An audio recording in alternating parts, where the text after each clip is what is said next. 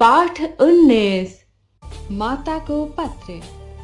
नेताजी सुभाष चंद्र बोस की मां प्रभावती एक सुशिक्षित महिला थीं। नेताजी अपने मन की भावनाओं को पत्र के माध्यम से अपनी मां को बताया करते थे। इस पाठ में सुभाष जी ने अपने मन की व्यथा को व्यक्त किया है। आदरणीय मां, रांची, रविवार।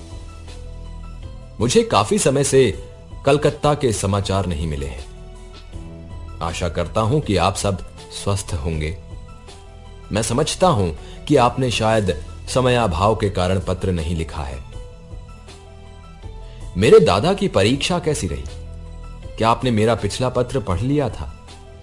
अगर नहीं पढ़ा तो सचमुच मुझे दुख होगा। मां, मैं सोचता हूं कि क्या इस समय भारत माता का एक भी सपूत ऐसा नहीं है जो स्वार्थ रहित हो। क्या हमारी मातृभूमि इतनी अभागी है? कैसा था हमारा स्वर्णिम अतीत और कैसा है यह वर्तमान? वे आर्यवीर आज कहां हैं जो भारत माता की सेवा के लिए अपना अमूल्य जीवन प्रसन्नता से न्यौछावर कर देते थे। आप मां हैं, लेकिन क्या आप केवल हमारी ही माता हैं?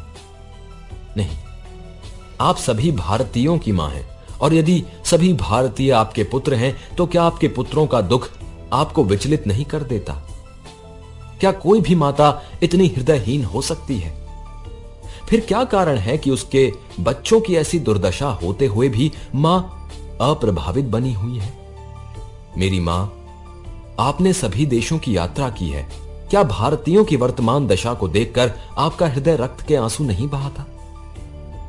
बोलो मां, हम कब तक सोते रहेंगे? हम कब तक अनावश्यक चीजों को लेकर खिलवाड़ करते रहेंगे? क्या हम अपने देश का रुदन देखते रहेंगे? अब और प्रतीक्षा नहीं की जा सकती। हमें अपनी जड़ता से जागना ही होगा। लेकिन कैसा दुर्भाग्य है कि भारत माता की बहुत कम ऐसी संतानें हैं जो आज के स्वार्थपूर्ण युग में अपने निजी हितों को पूरी तरह से त्याग सकें और मां की सेवा के लिए समर्पित हो सकें। हमें मनुष्य जीवन मिला है और साथ ही बुद्धि, चेतना और आत्मा जैसे गुण भी मिले हैं।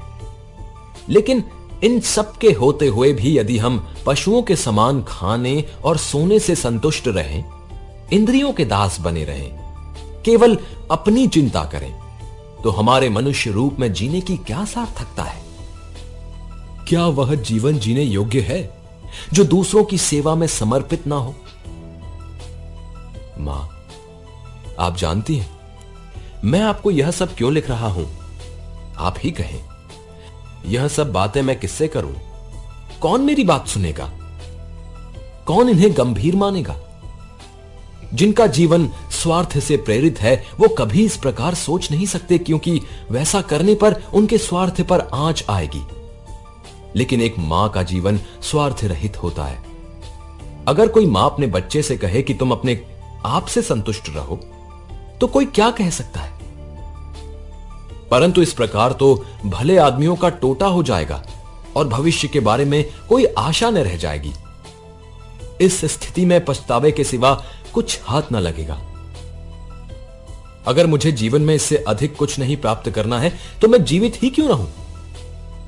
मेरी प्रभु से प्रार्थना है कि मैं संपूर्ण जीवन दूसरों की सहायता में बिता सकूं। मुझे आशा है कि वहां सब कुशल से होंगे। यहां सब सानंद है। कृपया मेरा प्रणाम स्वीकार करें और इस पत्र का उत्तर अवश्य ही दें। आपका प्रिय पुत्र सुभाष।